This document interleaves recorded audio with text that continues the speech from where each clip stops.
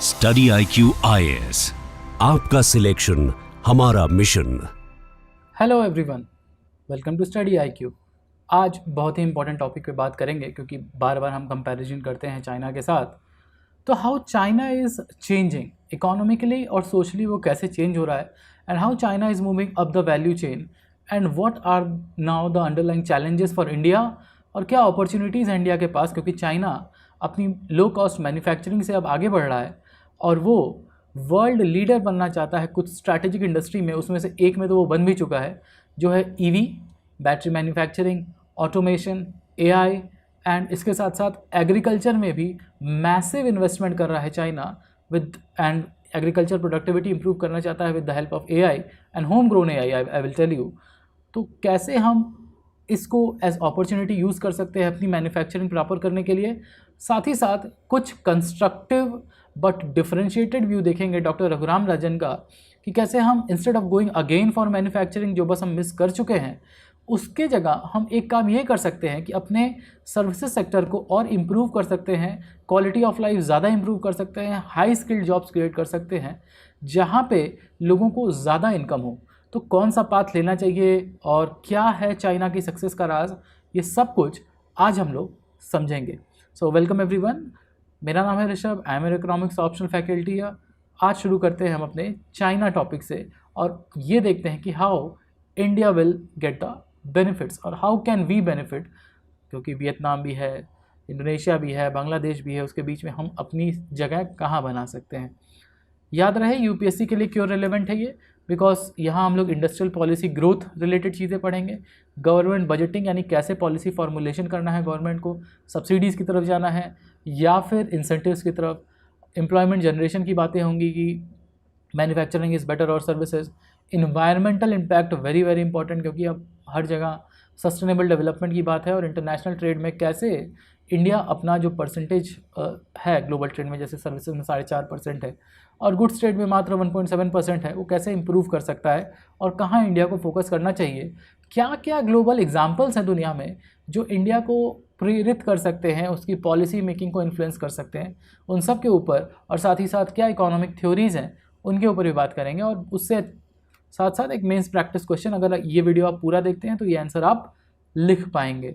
The question is, China's transition up the global value chain presents both opportunities and challenges for India's economic development. Critically analyze whether India should pursue manufacturing-led growth or focus on service sector expansion. किधर जाना चाहिए India को, and discuss the policy implication with suitable example. और ये सब कुछ हम discuss करेंगे आपके लिए, एग्जाम्पल्स वगैरह सब कुछ आज के क्लास में। अब हम बात करते हैं कि ये मैन्युफैक्चरिंग माइग्रेशन की जो बात हो रही है, द ग्रेट मैन्युफैक्चरिंग माइग्रेशन, वो है क्या। मैन्युफैक्चरिंग माइग्रेशन बेसिकली मीन्स कि जो कंट्री पहले मैन्युफैक्चरिंग डिपेंडेंट थी, जैसे चाइना, वो अब धीरे धीरे, क्योंकि मैन्युफैक्चरिंग इज़ नॉट सस्टेनेबल, वो धीरे धीरे चेंज कर रहा है अपनी इकोनॉमी को सर्विस बेस्ड यानी high skilled service based economy की तरफ लेके जा रहा है। तो क्या करना चाहिए, क्या है इससे, क्या सीख सकते हैं और हम एडवांटेजेस कैसे ले सकते हैं। देखो, लीड गूज तो हमेशा, यानी कि तो फ्लाइंग गीज थ्योरी का मतलब है कि जो लीड गूज है वो तो हमेशा से चाइना ही था, क्योंकि चाइना मूव कर रहा है एआई की तरफ, सेमीकंडक्टर की तरफ, ईवी की तरफ, बैटरी सेल मैन्युफैक्चरिंग की तरफ, रोबोटिक्स की तरफ। ठीक, तो जो फॉलोइंग गीज है, यानी क्योंकि एक सेक्टर को चाइना छोड़ के दूसरे सेक्टर की तरफ आगे बढ़ रहा है, और पैंडेमिक के टाइम हमने देखा था कि the overall dependence of countries on single supplier जो चाइना था, उसकी वजह से कितना बड़ा इशू आया था बिकॉज ऑफ लॉकडाउन। तो अब कंट्रीज़ या कंपनीज देख रही हैं कि कैसे हम मैन्युफैक्चरिंग को एक्सपैंड कर सकते हैं, और इसके लिए इंडिया, वियतनाम, बांग्लादेश, ये लेबर इंटेंसिव वर्क यानी लेबर इंटेंसिव मैन्युफैक्चरिंग के लिए एक बेहतर डेस्टिनेशन बन के आए हैं, क्योंकि यहाँ लेबर चीप है, पावर सप्लाई मिल रही है, इंफ्रास्ट्रक्चर ठीक ठाक है, लैंड रिफॉर्म्स करने की ज़रूरत है। बट ओवरऑल हम ये देख रहे हैं कि जो चीज़ें चाइना छोड़ रहा है या कंपनीज चाइना +1 की तरफ जा रही हैं और चाइना दूसरी तरफ, उसका फ़ायदा हमें मिल सकता है। तो सौरभ मुखर्जी कहते हैं कि China doesn't want to do certain things anymore, यानी पहले चाइना क्या करता था, क्योंकि वहाँ भी लेबर चीप है तो चीप लेबर मैन्युफैक्चरिंग करता था, बट अब चाइना वैल्यू चेन में ऊपर बढ़ रहा है। अब China research and development based country बनना चाहता है, जैसे यूएस है। ठीक है, अब उस वैल्यू चेन में वो जा रहा है, इसीलिए वो low value production, low value manufacturing, unsustainable manufacturing को धीरे धीरे छोड़ रहा है, खासकर जो एनवायरनमेंट पॉल्यूटिंग सेक्टर्स हैं, और मूव कर रहा है इन्वायरमेंटल फ्रेंडली और सस्टेनेबल सेक्टर्स की तरफ। तो इसमें डाटा पॉइंट्स अगर देखना है तो मैन्युफैक्चरिंग में इस समय चाइना में लगभग $7,000 पर ईयर वहाँ की पर कैपिटा है। वहीं इंडिया का देखा जाए तो it's around 1,800 per dollar only, यानी India has cheap labour in comparison to China, पहली चीज़। दूसरी चीज़, टैरिफ का इम्पैक्ट अगर देखा जाए तो यूएस चाइना के ऊपर खासा थोड़ा गुस्सा रहता है, तो चाइनीज़ गुड्स के ऊपर लगभग 150% की टैरिफ लग रहा है यूएस के साथ। वही इंडिया के ऊपर 27% का, वो भी अगर ट्रेड डील पूरी हो गई तो यह 27% हट के मात्र 10% रह जाएगा। तो ट्रेड इम्पैक्ट ट्रेड टैरिफ की वजह से भी है, क्योंकि टैरिफ इंडिया के ऊपर अगर कम रहेगा तो यूएस बेस्ड कंपनीज चाहेंगी कि वो इंडिया से मैन्युफैक्चर करे और यूएस में भेज सके, क्योंकि पहले तो चाइना से कर रही थी, और चाइना में अगर 150% का टैरिफ देना पड़ेगा तो यूएस में यूएस की कंपनीज के प्रोडक्ट्स ही महंगे हो जाएंगे। तो इससे बेहतर है कि ना कि इंडिया की तरफ शिफ्ट हो लिया जाए। ठीक, तो चाइना का मास्टर प्लान क्या है, क्यों चाइना चेंज कर रहा है अपने आप को? क्योंकि बहुत सारे टेंशन्स हो गए हैं, यूएस के साथ टेंशन है, पोस्ट पेंडेमिक चाइना के ऊपर डिपेंडेंस लोग कम करना चाहती हैं कंपनीज और कंट्रीज़, और उसके साथ साथ वैल्यू चेन्स या ग्लोबल सप्लाई चेन्स को डाइवर्सिफाई किया जा रहा है। तो चाइना की इकोनॉमी भी एक स्ट्रैटेजिक चेंज की तरफ से गुजर रही है। तो पोस्ट कोविड देखा जाए तो चाइना लगभग $1.7 ट्रिलियन का इन्वेस्टमेंट करता है ताकि वो अपनी डोमेस्टिक कैपेसिटी बिल्ड कर सके कोर मटेरियल्स में। डोमेस्टिक कैपेसिटी किस किस चीज़ में? एआई में, रोबोटिक्स में, एरोस्पेस में और न्यू एनर्जी व्हीकल्स में। इसके साथ साथ ईवी में चाइना ग्लोबल लीडर बनना चाहता है, जो कि वो है भी, खासकर बैटरी मैन्युफैक्चरिंग में 80% से ज़्यादा डिपेंडेंस दुनिया भर की चाइना के ऊपर है। आज अगर देखा जाए इंडिया में, तो इंडिया में एक इलेक्ट्रिक 2 व्हीलर आती है जिसका नाम है बजाज चेतक, उसकी मैन्युफैक्चरिंग रोकने के दिन आ गए हैं, क्योंकि चाइना ने कोर ईवी मटेरियल्स का इंपोर्ट बैन कर दिया है इंडिया के ऊपर। कोर ईवी मटेरियल्स, जैसे आपको मैग्नेट्स के ऊपर बैन लगा दिया है, जैसे आपको मैग्नेट्स के अलावा ईवी बैटरीज जो देता था, बैटरी सेल्स, उसके ऊपर बैन्स लगा रहा है। ठीक है, सिंक्रोनस मोटर के लिए मैग्नेट चाहिए, उसके ऊपर बैन लगा रहा है। इसकी वजह से मैन्युफैक्चरिंग इफेक्ट हो रही है। तो चाइना अब एक उस स्तर पे जाना चाहता है जहां वो ग्लोबल डोमिनेंस के साथ साथ ग्लोबल जो डिसीजन मेकिंग है उसको भी इन्फ्लुएंस कर सके। तो सक्सेस मैट्रिक्स क्या क्या है? तो MIC का मतलब मेड इन चाइना 2025 के जो गोल्स थे वो अचीव कर चुका है China is the global leader in EV manufacturing. China semiconductor में सेल्फ सफिशिएंसी की तरफ जा रहा है। सेमीकंडक्टर क्यों? क्योंकि याद हो जब डोनाल्ड ट्रंप का पहला टर्म था तो कॉलकॉम जो चिप बनाती है मोबाइल के लिए, सारे चिप्स एक्सपोर्ट को बैन लगा दिया था चाइना के साथ। तो चाइना में हुआवे जैसी कंपनीज के ऊपर बैन लगाया गया, तो हुआवे ने या और जो बाकी MI है, ये सब कंपनीज ने चाइना में होम ग्रोन सेमीकंडक्टर्स 5 नैनोमीटर तक बना लिया है। यूएस ने सोचा था कि कम से कम 10 से 15 साल हम पीछे ढकेल पाएंगे चाइना को, but China has region like Phoenix. 5 साल में उन्होंने अपनी चिप मैन्युफैक्चरिंग यूनिट्स लगा दिए हैं, not at par with Qualcomm और स्नैपड्रैगन, बट स्टिल वो अब भी रेस में है, और अगले 2 से 3 साल में वो अपनी चिप मैन्युफैक्चरिंग को फाइन कर सकते हैं और compete कर सकते हैं यूएस के साथ। So China no longer wants to be the world's chief factory. China wants the dominant position like US, कि I will be the decision maker now, not I will not be the price taker, I will be the price maker। ये है China का master plan. तो India के लिए इसमें क्या opportunity है? इंडिया की गोल्डन अपॉर्चुनिटी ये है कि क्योंकि हम PLI जैसी स्कीम्स में इन्वेस्ट किए हुए हैं, तो इलेक्ट्रॉनिक्स हो जिसमें $75 बिलियन है, और उम्मीद की जा रही है कि अगर चाइना +1 पॉलिसीज़ हम कायदे से इम्प्लीमेंट करते हैं इंडिया में, तो लगभग $300 बिलियन का पोटेंशियल है बाय 2030। टेक्सटाइल्स में अगर देखें हम तो $100 बिलियन का एक्सपोर्ट पोटेंशियल है, यानी गुड्स मैन्युफैक्चरिंग बढ़ा सकते हैं।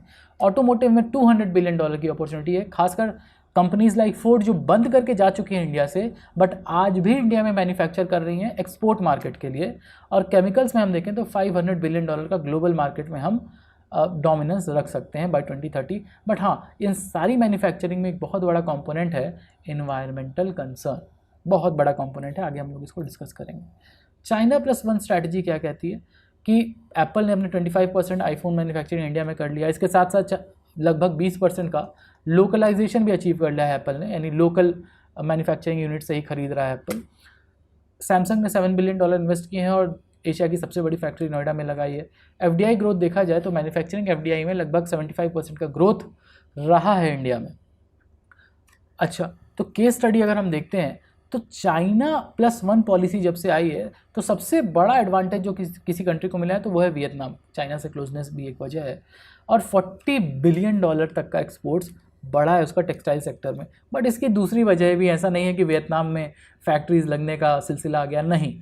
Chinese manufacturers are smart. उन्होंने क्या किया कि क्योंकि चाइना से एक्सपोर्ट करना महंगा पड़ रहा था, 150% का टैरिफ है, तो उन्होंने वियतनाम शिफ्ट किया, मतलब एक ट्रेडिंग कंपनी बना ली, अपने मैन्युफैक्चरिंग को पहले एक्सपोर्ट किया वियतनाम, वहाँ फ्री है एक्सपोर्ट, आरसीईपी का मेंबर है, और वियतनाम से एक्सपोर्ट किया यूएस को जहाँ पे टैरिफ कम था। That's how they are playing, that's why $40 billion है। तो instead of going for this stop gap measure, India reforms करके, खासकर लैंड रिफॉर्म और लेबर रिफॉर्म जो 1990 से पड़े हुए हैं, कर नहीं पा रहे हैं, अगर वो करता है तो इंडिया और ज़्यादा मैन्युफैक्चरिंग को अपनी ओर अट्रैक्ट कर सकता है। जो चाइना जंप ले रहा है, मतलब इट्स अ क्वांटम जंप, क्योंकि 20-25 साल चाइना ने बहुत मेहनत की है बैटरी मैन्युफैक्चरिंग, एआई, ऑटोमेशन में, अब उसका वो फल लेना चाहता है। तो अगर हम आज भी पीछे रह गए तो हम एआई वाली रेस में, क्योंकि मैन्युफैक्चरिंग रेस में तो हम बाहर ही हैं, सर्विसेज रेस में हम बहुत आगे हैं, बट हम एआई की रेस में पिछड़ते जा रहे हैं। और अगर हम कैचअप नहीं किए because of lack of capital formation, investment in AI in India, तो हम फिर बहुत पीछे पिछड़ जाएंगे। और ग्लोबल वर्ल्ड पावर, जो super power, developed India by 47 हमारा जो सपना है, वो पूरा होने में बड़ा मुश्किल होगा। तो इसलिए हमको ये सब देखने की, समझने की ज़रूरत है। अच्छा, इन्वायरमेंटल कैच भी है, द डर्टी वर्क डायलेमा, क्योंकि जब भी आप मैन्युफैक्चरिंग लगाते हैं, ठीक है, तो आप जंगल साफ़ करेंगे, उससे पॉल्यूटेंट होते हैं, air pollution, water pollution, noise pollution, और इसके साथ साथ ग्लोबल कार्बन एमिशन भी बढ़ता है बाई 855 मिलियन टन्स CO2। और देखा जाए तो आईफोन की अगर केस स्टडी देखें हम लोग, तो जो कंप्लीट रिलोकेशन की हम बात करें कि एप्पल का पूरा प्लांट इंडिया आ जाए, 25% का पूरा, तो इससे 100 लगभग दुगना कार्बन एमिशन इंडिया में हो जाएगा। जो कार्बन उत्सर्जन है इंडिया से, वो डबल हो जाएगा। और खासकर उन जगहों पे जहाँ पे मैन्युफैक्चरिंग का ऑलरेडी बेस है, जैसे गुजरात जहाँ पे चिप मैन्युफैक्चरिंग हो रही है, या सदर्न इंडिया जैसे आंध्र प्रदेश, तमिलनाडु जहाँ पे मोबाइल मैन्युफैक्चरिंग होती है, केमिकल इंडस्ट्री, बैटरी इंडस्ट्री, ये सब आएगी, क्योंकि ज़रूरत है ना, ईवी रेवोल्यूशन लाना है तो केमिकल इंडस्ट्रीज़ की ज़रूरत है, आपको अच्छे हाई क्वालिटी सेल्स की ज़रूरत है, तो यहाँ पे इन्वायरमेंटल इम्पैक्ट होगा। तो अगर कुजनेतकर को देखें, इन्वायरमेंटल कुजनेतकर को अगर एक थ्योरी देखी जाए, तो ये देखा गया है कि जब भी इकोनॉमिक डेवलपमेंट होता है, इंडस्ट्रियलाइजेशन होता है, तो धीरे धीरे आपका पोल्यूशन बढ़ता है। और एक लेवल जाने के बाद, ठीक है, जब आप अपना टॉप अचीव कर लेते हैं, उसके बाद क्योंकि आप डेवलपमेंट के साथ साथ आप सस्टेनेबिलिटी की तरफ भी देख रहे हैं, आप गुड टेक्नोलॉजी बना रहे हैं so that emissions can be lower down, तो after a level it starts to fall down. इसको बोलते हैं कुजनेट्स एनवायरमेंटल कर्व। तो ये कहता है कि इनिशियल डेवलपमेंट ईयर्स में पॉल्यूशन बढ़ता है, but after a point of time जब आप अपने मैन्युफैक्चरिंग आपकी मैच्योर होती है, आप इन्वेस्टमेंट करते हैं बेटर मशीनरी की तरफ, तो एमिशंस आपके कम होने लगते हैं। तो इन्वायरमेंटल कैच जो है वो कुछ सालों के लिए होगा, जैसे 4 साल 5 साल के लिए, बट उसके बाद आप उसको कम कर पाएंगे। क्योंकि याद रहे कि हमको चाइना जो आज कर रहा है उसको कैचअप करने में हमको लगभग 5 से 10 साल लगेंगे। अगर आज से शुरू करेंगे तब, क्योंकि हम ऑलरेडी पिछले 10-15 साल से जो ठोस रिफॉर्म होने चाहिए थे, लेबर रिफॉर्म, लैंड रिफॉर्म, वो करने में असमर्थ रहे हैं, एग्रीकल्चर रिफॉर्म करने में असमर्थ रहे हैं, 1990 से सोच रहे हैं, आज तक नहीं कर पाए। तो हम देखते हैं कि इसकी वजह से जो असमर्थता है इंडिया की, क्योंकि हम रिफॉर्म्स नहीं कर पा रहे हैं, मैन्युफैक्चरिंग में ऑलरेडी हमारा बंटाधार है, हम 1.7% से ज़्यादा हमारा स्टेक नहीं है ग्लोबल वर्ल्ड ट्रेड में। तो रघुराम राजन का कहना है कि जहाँ हम पिछड़े हुए हैं ऑलरेडी, उसके ऊपर फोकस करने से अच्छा है जहाँ हम बेहतर कर रहे हैं उस पर और फोकस किया जाए। जैसे क्यों चाइना छोड़ता जा रहा है चीप लेबर वाला काम, क्योंकि ऑटोमेशन जो है वो मैन्युफैक्चरिंग जो फैक्ट्री जॉब्स है वो उसको ऑलरेडी कम कर रहा है। जैसे जैसे एआई आएगा वैसे वैसे बेसिक जो कंप्यूटर वर्क्स जो कर रहे थे आज फैक्ट्रीज़ में ऑटोमेशन के बाद भी, वो नौकरी भी जाएगी। तो instead of going for manufacturing, go for high skilled labour, those who can work in service sector. Service sector AI, automation, drone technologies को इंप्रूव करने में जो हेल्प कर सके, जैसे सिंगापुर करता है, जैसे कोरिया करता है, जैसे चाइना करना चाहता है कि अब हम मैच्योर हो गए हैं, अब हमको लीप लेना है। इसके साथ साथ उनका कहना है, डॉक्टर राजन का, कि ग्लोबलाइजेशन का एरा अब खत्म हो चुका है, this is the protectionist trade era. सब कोई अपना अपना टैरिफ लगा रहा है, अपनी डोमेस्टिक मैन्युफैक्चरिंग इंडस्ट्रीज़ को कवर करना चाह रहा है, कंट्रोल करना चाह रहा है और साथ ही साथ प्रोटेक्ट करना चाह रहा है। इंडिया भी यही करता है, ऐसा नहीं है कि इंडिया टैरिफ नहीं लगाता, बट उसकी वजह से ये होता है कि आपको ग्लोबल मार्केट का एक्सेस मिलने वाला है नहीं आपकी मैन्युफैक्चरिंग के लिए। तो it's better do things in service sector. और इंटेंस कंपटीशन है ही, वियतनाम, बांग्लादेश जैसी जो कंट्रीज़ है, वहाँ पे ना सिर्फ लेबर चीप है इंडिया से, बल्कि वहाँ का इंफ्रास्ट्रक्चर थोड़ा बेहतर है इंडिया से, सिविक सेंस ज़्यादा बेहतर है। और बांग्लादेश में ये देखा गया है, और वियतनाम जैसी साउथ ईस्ट एशिया की कंट्रीज़ में, वहाँ women participation in labour force बहुत ज़्यादा है। इंडिया में 23-24% है, वहाँ 50-55% के आसपास है। And that's a big reason कि वहाँ पे चीप लेबर आपको अवेलेबल है विथ बेटर इंफ्रास्ट्रक्चर, खासकर लेबर इंटेंसिव सेक्टर। ठीक, तो अल्टरनेटिव विजन ये कहता है कि इंडिया को एक high skilled services power house की तरफ जाना चाहिए, और इसको करने में हमें सिर्फ 2 से 3 साल लगेंगे। आप मैन्युफैक्चरिंग की तरफ दौड़ेंगे तो आपको 5 से 10 साल भी लग सकते हैं, बट क्योंकि हमारे पास सर्विसेज का बेस है तो हम 2 से 3 साल में वो चीज़ अचीव कर सकते हैं जो हम 10 साल लगा के मैन्युफैक्चरिंग से करेंगे। ये कहना है डॉक्टर रघुराम राजन का। टारगेट क्या करना चाहिए कि इंडिया में अपनी एनवीडिया, क्वालकॉम, चिप डिज़ाइनर जैसी स्ट्रैटेजिक इंडस्ट्रीज़ की तरफ जाना चाहिए, जो डिज़ाइनिंग, हाई स्किल्ड सर्विसेज जैसे AI, ऑटोमेशन की तरफ जाए और ड्रोन टेक्नोलॉजीज़ प्रोवाइड कर सके दुनिया भर को, ना कि चीप लेबर की तरफ कि हम आज भी लेबर इंटेंसिव चीप लेबर कपड़े बना रहे हैं और फर्नीचर बना रहे हैं। वो हम कर सकते हैं, बट कुछ एक सेक्टर में हमको करना चाहिए, हर सेक्टर में हाथ पैर मारने की ज़रूरत नहीं है। तो ह्यूमन कैपिटल क्राइसिस अगर देखी जाए, डॉक्टर रघुराम राजन ये बोलते हैं कि जो बात उन्होंने की उसकी बैकिंग क्या है। उसकी बैकिंग ये है कि आज अगर देखा जाए तो सिर्फ 20% ऐसे बच्चे हैं क्लास 3 के जो क्लास 2 की किताबें पढ़ सकते हैं, और पोस्ट पेंडेमिक ये देखा गया है कि प्री 2012 लेवल पे हमारी लर्निंग्स चली गई हैं, प्री 2012 लेवल्स पे, यानी कि हमारी लर्निंग कैपेबिलिटीज़ कम हुई हैं, और इंडिया की लिटरेसी वियतनाम जैसी साउथ ईस्ट एशियन कंट्री से काफ़ी कम है। तो डॉक्टर राजन बोलते हैं कि जो लैक ऑफ ह्यूमन कैपिटल है वो हमें लॉन्ग टर्म में वैल्यू एडिशन और प्रोस्पेरिटी क्रिएट करने में हैम्पर करेगा। क्योंकि आज अगर हम अपने बच्चों को नहीं पढ़ाए, क्योंकि आज हमारे पास डेमोग्राफिक डिविडेंड है, सबसे ज़्यादा यंग एज पॉपुलेशन है, 50% ज़्यादा 30 साल से कम लोग हैं। अगर आज हम उनको पढ़ा के स्किल नहीं किए तो लॉन्ग टर्म प्रॉस्पेरिटी हम नहीं बना सकते। इसी के साथ साथ बात यह है कि हम कैसे अपनी पॉलिसी मिस एलोकेट कर रहे हैं। Instead of going for high skilled education, industrial connections, industry academia, industry university connection, हम सेमीकंडक्टर सब्सिडीज़ की तरफ ज़्यादा ध्यान दे रहे हैं। $15 बिलियन की सब्सिडी है, जो कि हमारे एजुकेशन बजट से भी, हायर एजुकेशन बजट से भी ज़्यादा है। यानी हम अपने ह्यूमन कैपिटल को स्किल नहीं कर रहे हैं, बट कि हम उनको एक चीप लेबर की तरह ही देख पा रहे हैं।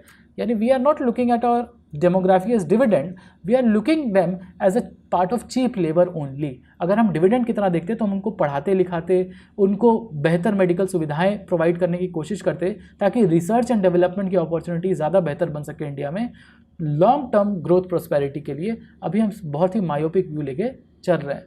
तो हमारा क्वेश्चन ये होना चाहिए, और सवाल आपसे, कि क्या हम गलत प्रायोरिटीज़ पे जा रहे हैं, क्या हम गलत प्रायोरिटीज़ पे जा रहे हैं एज पर डॉक्टर राजन। सो एंडोजेनस ग्रोथ थ्योरी भी यही कहती है कि आपके जो इंटरनल ह्यूमन कैपिटल है, यानी ह्यूमन रिसोर्स है, जितना आप उसको स्किल करते हैं, अपग्रेड करते हैं उसके skill, long term sustainable growth के लिए वो सबसे ज़्यादा ज़रूरी है। क्योंकि वो खुद कमाएगा, खाएगा, खुद बना सकता है, कोई सर्विस प्रोवाइड कर सकता है, दुनिया भर में अपना नाम रोशन कर सकता है, और ये लॉन्ग टर्म प्रोस्पेरिटी के लिए बहुत ही ज़रूरी है एक देश में। आप एक अनपढ़ या कम पढ़ी लिखी, lack of skilled human capital या ह्यूमन रिसोर्स के साथ लॉन्ग टर्म ग्रोथ नहीं देख सकते कंट्री का। फिर ये डेमोग्राफिक डिविडेंड एक डेमोग्राफिक कर्स बन के रह जाएगा। अब अगर हम देखें सर्विसेज लेड ग्रोथ मॉडल, तो राजन साहब का ब्लूप्रिंट ये कहता है कि हाई स्किल सर्विस यानी 6 मंथ की इंटेंसिव ट्रेनिंग दी जाए आईटी सेक्टर में सबको, ताकि वो IT, ऑटोमेशन, AI के साथ फेमिलियर हो सके, और इसके साथ साथ रिसर्च एंड डेवलपमेंट इंप्रूव करने के लिए नेशनल रिसर्च लैब्स एक्विप की जाए। गोल क्या होना चाहिए इंडिया का? अपना सेल्फ इनोवेशन कंपनी जैसे गूगल, फेसबुक, इंस्टाग्राम, जैसे डीप सीक है चाइना में, एक एआई कंपनी, ऐसी कंपनीज इंडिया में भी डेवलप हों जो global value chain, global audience को केटर कर सकें। एक यूट्यूब जैसी कंपनी हो। मिड स्किल डोमेस्टिक डेवलपमेंट, क्योंकि जब हम हाई स्किल डेवलप करेंगे तो मिड स्किल की ज़रूरत होगी। मिड स्किल सर्विसेज जैसे logistic, truck driving, plumbing, carpentry, आज जो हम पूरी की पूरी अपनी गिग इकोनॉमी देखते हैं, चाहे वो ब्लिंकिट के लिए हो, चाहे वो ओला के लिए हो, ये सब सर्विसेज सेक्टर है। ये मिड स्किल डोमेस्टिक सेक्टर है, यानी ना सिर्फ हाई स्किल जॉब्स मिलती हैं सर्विसेज में, बल्कि लो और मिड स्किल जॉब्स भी क्रिएट होती हैं विदाउट हैम्परिंग द एनवायरनमेंट। ठीक है, तो हम जॉब्स क्रिएट कर सकते हैं, बस हमें चाहिए प्रॉपर स्किल बिल्डिंग। अरे आप टूरिज्म के लिए जा रहे हैं तो अपने एजेंट्स, टूरिस्ट एजेंट्स को अगर आप स्किल करते हैं कि कैसे बातचीत करनी चाहिए आपको अपने टूरिस्ट के साथ, तो उसका बिजनेस और बेहतर होगा। अभी लोग अक्खड़ की तरह बात करते हैं तो कभी कभी लड़ाइयाँ हो जाती हैं कि बात करने नहीं आता है आपको। अगर हम इनको स्किल करें टूरिज्म में, हॉस्पिटैलिटी में, तो ज़्यादा बेहतर कमा पाएंगे वो। सिंपल सी बात है। केस स्टडी अगर देखी जाए तो साउथ कोरिया का transition manufacturing to innovation leader while maintaining technological edge, यानी सैमसंग, एलजी जैसी जो कंपनीज है जो कभी मैन्युफैक्चरिंग होती होगी वहाँ पे कोरिया में, बट अब नहीं होती। अब वो चीप लेबर देखते हैं, उधर जाते हैं, वो सिर्फ रिसर्च एंड डेवलपमेंट और हाई स्किल्ड इनोवेशन की तरफ जा रहे हैं, क्योंकि उनको हाई वैल्यूज़ क्रिएट करनी है अपनी इकोनॉमी के लिए, ना कि लो वैल्यू मैन्युफैक्चरिंग की तरफ जाना है। डेमोग्राफिक टाइम बॉम्ब की अगर बात करें तो इंडिया की 50% पॉपुलेशन 30 ईयर्स के अंदर है, we know. So demographic dividend जो है बाय 2050 इंडिया का खत्म हो जाएगा, यानी हमारी पॉपुलेशन बूढ़ी होती जाएगी। तो हमको ये समझना है कि जो ग्रोइंग वर्कफोर्स है वो प्रॉस्पेरिटी नहीं ला सकती जब तक उनको गुड जॉब्स ना मिले, उनको वेजेस ज़्यादा ना मिले, उनको इनकम ज़्यादा ना मिले। इसीलिए चाइना जो है वो अपने आप को चेंज कर रहा है मैन्युफैक्चरिंग से high skilled research and development की तरफ। और ये थ्योरी कहती है, कंपैरेटिव एडवांटेज की थ्योरी ये बताती है कि जिस चीज़ में आपको ज़्यादा बेहतरी है, जो चीज़ आपको आती है, उसमें आपको ज़्यादा इन्वेस्टमेंट करना चाहिए, अपना स्ट्रैटेजिक एडवांटेज इंप्रूव करना चाहिए। जैसे इंडिया का ह्यूमन कैपिटल है, वो हमारे पास ज़्यादा है, तो अगर हम उसको स्किल करते हैं, ज़्यादा प्रोडक्टिव बनाते हैं, एफिशिएंट बनाते हैं, ज़्यादा उसको मशीन यूज़ करना सिखाते हैं, उसको सॉफ्टवेयर चलाना सिखाते हैं, तो वो ग्लोबली ज़्यादा वैल्यू क्रिएट करेगा rather than going for low skilled jobs. Low skill क्या? मैन्युफैक्चरिंग, कि भाई बस अब किसी तरह तुम 5वीं पास कर लो और वो मैन्युफैक्चरिंग जो एग्जिस्ट ही नहीं करती है उसके लिए तुम तैयार हो। अरे भाई है ही नहीं, जॉब्स ही नहीं है मैन्युफैक्चरिंग में, तो कहाँ जाएगा वो? इससे बेहतर है कि अगर हम अपना एजुकेशन सिस्टम बेहतर करें और इंडस्ट्री रेडी बनाए लोगों को, तो वो ज़्यादा प्रोस्पेरिटी क्रिएट कर सकेंगे, ज़्यादा वैल्यू क्रिएट कर सकेंगे, इनकम क्रिएट कर सकेंगे अपने लिए भी और देश के लिए भी। सिंगापुर मॉडल यही कहता है कि वो एक हाई वैल्यू सर्विस हब है। ठीक है, high value service hub, AI, automation, ये सब काम करता है, और बहुत ही सेलेक्टिव मैन्युफैक्चरिंग है जो उसको लगता है कि ज़रूरी है उसके वर्क फोर्स के अकॉर्डिंग। हर जगह हाथ पैर नहीं मारा सिंगापुर, बस उस सेलेक्टिव जगह जा रहा है जहां उसको मालूम है कि अगर इस सेक्टर में इन्वेस्ट करेंगे तो हमें ज़्यादा रिटर्न्स मिलेगा। If you go all out in all sectors then it will be a problem as per the Singapore model. तो सिंथेसिस क्या होना चाहिए, इंडिया का पाथ क्या होना चाहिए? सिंपल, स्ट्रैटेजिक मैन्युफैक्चरिंग करनी चाहिए, सिंगापुर से सीखो, जिसमें आप हाई वैल्यूज़ क्रिएट कर सकें। Innovation and research and development based sectors में हमको ज़्यादा फोकस करना चाहिए। डिज़ाइन, इंजीनियरिंग, असेंबली में नहीं। जैसे हम क्या करते हैं कि इधर से छोटे छोटे पार्ट्स मंगा लिए, इंडिया में असेंबल कर दिया, तो उससे वैल्यू नहीं क्रिएट हो रही। आपको वैल्यू क्रिएट करनी है तो designing, engineering, research and development में इन्वेस्ट करना पड़ेगा। और ये मैन्युफैक्चरिंग डोमेस्टिक मार्केट ओरिएंटेड होनी चाहिए। क्यों? क्योंकि दुनिया में प्रोटेक्शनिज्म बढ़ा है। Service excellence, proficiency, language proficiency आनी चाहिए, इंग्लिश हो या फॉरेन लैंग्वेजेस में। और इसके साथ साथ इंस्टीट्यूशनल डेवलपमेंट जो कि ओवरऑल ग्रोथ को सपोर्ट कर सके भारत के डेमोग्राफी की। ग्लोबल सर्विस डिलीवरी और नॉलेज इकोनॉमी इंडिया को अगले 20 साल में ग्लोबल लीडर बनने में हेल्प करेगा। जो आज हम बोलते हैं ना कि सुंदर पिचाई इंडिया का है, वर्ल्ड बैंक के सीईओ इंडिया के हैं, तो जब अगर हर जगह लोग इंडिया के हैं तो हमको ये देखना चाहिए कि और इम्प्रूव कर सके हम अपने इस एजुकेशन इकोनॉमी को, नॉलेज इकोनॉमी को। और ह्यूमन कैपिटल का फाउंडेशन है, एजुकेशन बजट को बढ़ाना होगा और हायर एजुकेशन को और बढ़ाना होगा, क्योंकि जो हमारा ग्रॉस एनरोलमेंट रेशियो है वो बहुत बुरा है हायर एजुकेशन में, although increasing but it's still अनथर्टी, तो इट्स वेरी बैड।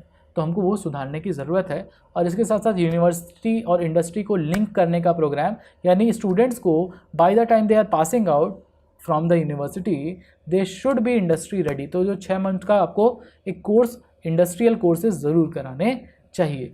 और इसके साथ साथ continuous skill upgrade as per the recent technologies, so that people don't go out of job कि ये बहुत ज़रूरी है। तो हमको दूसरा चाइना बनने की ज़रूरत तो नहीं है, और इंडिया का यूनिक डेवलपमेंट पाथ बनाने की ज़रूरत है। वो जो $1 ट्रिलियन की हमारी ड्रीम है कि मैन्युफैक्चरिंग फोकस अगर हम करते हैं तो इससे ठीक है, इमीडिएट जॉब क्रिएशन तो होगा, खासकर लो स्किल्ड जॉब्स, एक्सपोर्ट ग्रोथ होगी, बट उसके साथ साथ इन्वायरमेंटल कॉस्ट बहुत ही ज़्यादा है। ऑटोमेशन रिस्क इसलिए है कि जितना एआई आएगा उतना ज़्यादा यहाँ से जॉब लॉस होते जाएगी। तो अगर हम अगले 5 से 10 साल में इन्वेस्टमेंट करते भी हैं, क्योंकि हम मैन्युफैक्चरिंग बेस हमारा बहुत ख़राब है, तो हमें 10 साल लगेगा कम से कम उसको क्रिएट करने में। तो 10 साल के बाद टेक्नोलॉजी कहाँ चली जाएगी, कितना सस्ता हो जाएगा मैन्युफैक्चर करना without human capital, we can't say, क्योंकि एआई इवॉल्व कर रहा है। उसी जगह अगर हम सर्विसेज लेड ग्रोथ की बात करें तो ये हाई वैल्यू एडिशन की बात करता है, सस्टेनेबल है, लॉन्ग टर्म में जॉब्स क्रिएट करेगा। तो इनिशियली तो लिमिटेड रहेगी जॉब्स, क्योंकि newer jobs are being created, but 3 से 5 साल का अगर सस्टेन्ड इन्वेस्टमेंट किया गया education, skilling and upgrading of skills में, तो ये जो जॉब्स हैं स्किल ट्रांसफॉर्मेशन की वजह से वो सस्टेनेबली लॉन्ग टर्म के लिए रहेंगे, क्योंकि आप पढ़ लिख जाएंगे अगर कायदे से स्किल्ड होंगे इंडस्ट्री के अकॉर्डिंग, कि एक जगह नहीं तो दूसरी जगह, दूसरी जगह नहीं तो तीसरी जगह आपको जॉब मिल ही जाएगी। तो विनिंग फार्मूला क्या होना चाहिए? अ स्ट्रैटेजिक कॉम्बिनेशन। स्ट्रैटेजिक क्यों? क्योंकि मैन्युफैक्चरिंग में वहाँ इन्वेस्टमेंट करिए जहाँ आपको फ़ायदा है, आपके डोमेस्टिक मार्केट को फ़ायदा है। आप दुनिया भर के लिए मत जाइए, आप अपनी डोमेस्टिक डिमांड देखिए, और डोमेस्टिक में आपको जहाँ जहाँ फ़ायदा है आप वहाँ इन्वेस्ट करिए। और उसके साथ साथ जॉब्स क्रिएशन के ऊपर बहुत ज़्यादा ध्यान देने की ज़रूरत है, चाहे वो सर्विस हो चाहे वो मैन्युफैक्चरिंग हो, सो दैट एक क्वालिटी अपॉर्चुनिटी मिले कि long term prosperity with higher income levels, क्योंकि डेवलप्ड होना है तो इनकम लेवल बढ़ानी है, तो हायर इनकम लेवल हम बना सकें। तो ग्लोबल पोजीशन क्या है? Innovation hub and selective manufacturing leader. This is the conclusion कि हमको ये भी करना है, और हमको selective manufacturing and services led growth, क्योंकि चाइना आगे निकल रहा है, आपसे आगे है, वो बहुत आगे निकल जाएगा। अगर आप अपनी सर्विसेज लेड ग्रोथ छोड़े, एआई, ऑटोमेशन, ये सब छोड़े, अगर आप मैन्युफैक्चरिंग की तरफ भागेंगे, हम फिर से 1980s में जाएंगे, तो फिर जो आज है जो आपका भविष्य बना सकता है, आप उससे दूर हो जाएंगे। वही भविष्य जो चाइना अब आज देख रहा है। आज चाइना कंट्रोल करता है दुनिया के ईवी मैन्युफैक्चरिंग को, आज चाइना कंट्रोल करता है एआई को, आज चाइना कंट्रोल करता है रियर अर्थ एलिमेंट्स को, आज चाइना कंट्रोल करता है सिंक्रोनस परमानेंट मैग्नेट्स को, जो सिंक्रोनस मोटर्स में चलते हैं। ये वैल्यू चेन क्रिएट करनी है हमको ये inward looking manufacturing, low cost manufacturing की तरफ सिर्फ नहीं देखना है। That's all I am saying. So what is the call to action? The demographic window is closing. अगले 20 साल में जो हम अभी डेमोग्राफिक डिविडेंड देख रहे हैं वो कर्ज हो जाएगा हमारे लिए, और अगले 2 से 3 साल में, यानी प्रेजेंट गवर्नमेंट के एंड आते आते, ये स्ट्रैटेजिक टाइम है जब गवर्नमेंट अपना फोकस स्ट्रैटेजिक सेक्टर्स में लगा सकती है instead of going all out on all sectors. क्योंकि इकोनॉमिक थ्योरीज भी ये कहती हैं कि अगर आप कुछ सेक्टर को टारगेट करेंगे तो अगेन पेरिफेरल सेक्टर्स अपने आप धीरे धीरे डेवलप करते हैं। आप हर जगह कैपिटल इन्वेस्ट नहीं कर सकते क्योंकि इतना पैसा है नहीं। There is always a resource crunch. The management of scarcity is economics only. ठीक है, तो what will be your vote? हमें क्या करना चाहिए? ये सवाल आपसे है कि हमें मैन्युफैक्चरिंग की तरफ जाना चाहिए, हमें सर्विसेज की तरफ जाना चाहिए, या हमें स्मार्ट कॉम्बिनेशन देखना चाहिए strategic manufacturing and global services की तरफ। Strategic manufacturing for domestic purpose and global service hub for the greater good, यानी long term development of the future. क्या लगता है आपको, हमको क्या करना चाहिए? सवाल आपसे है। Do comment it, like this video अगर आज आपके नॉलेज में वैल्यू एडिशन हुआ है। स्टडी IQ IAS, आपका सिलेक्शन हमारा मिशन।